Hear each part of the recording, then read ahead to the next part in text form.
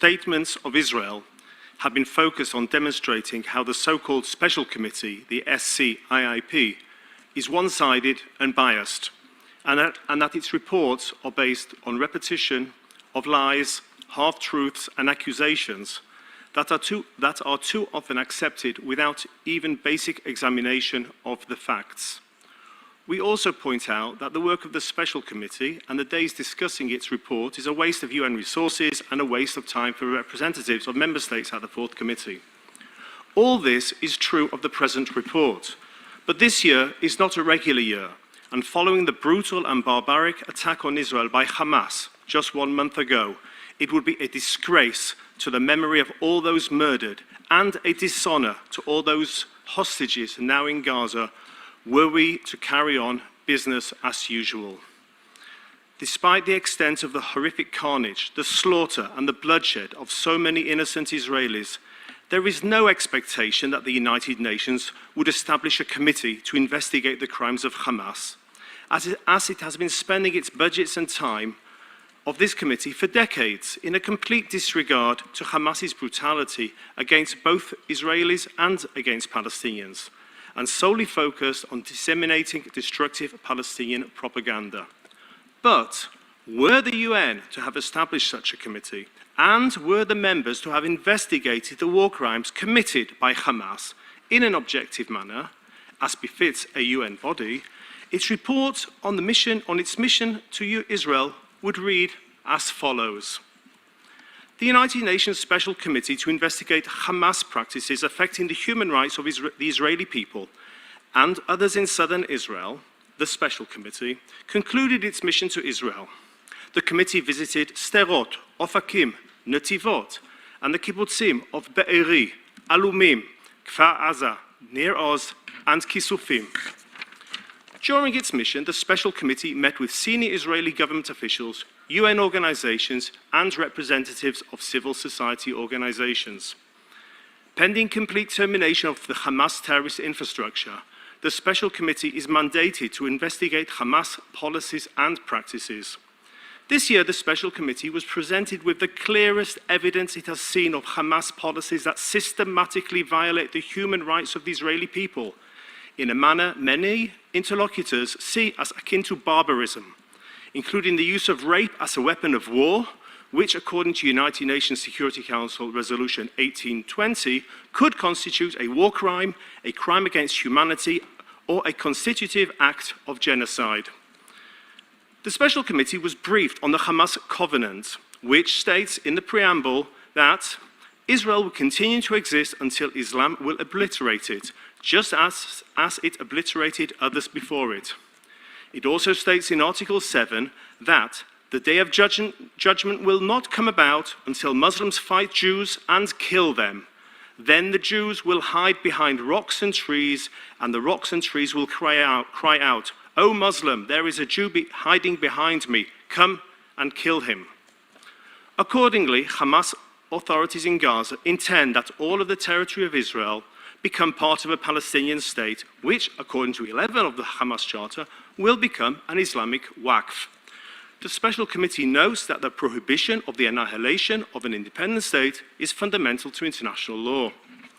The Special Committee notes a correlation between the policies of Hamas, as articulated in its charter, and Hamas practices on the ground, and specifically its decision to wage war on Israel.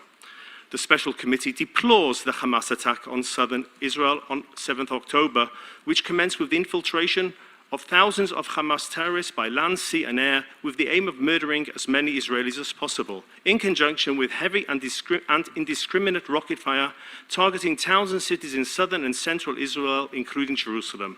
The committee notes that such rocket fire is still a daily occurrence and that around one out of 5 rockets launched from Gaza misfire and explode within the Gaza Strip, causing death and injuries of Palestinians, including those near the Al-Halili hospital, resulting from a misfired rocket launched by Islamic Jihad.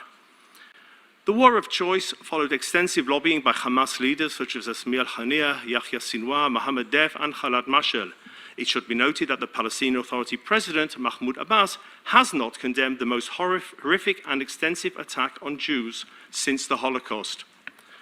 The Special Committee is appalled that more than 1,400 people, the vast majority Israelis, both Jews and Arabs, as well as foreign citizens, were brutally massacred by Hamas terrorists in its 7th of October attack. The murdered included hundreds participating in a music festival and hundreds of civilians killed in their homes, all while attempting to flee, including elderly, some of whom were Holocaust survivors, women, children, and even babies sleeping in their cots.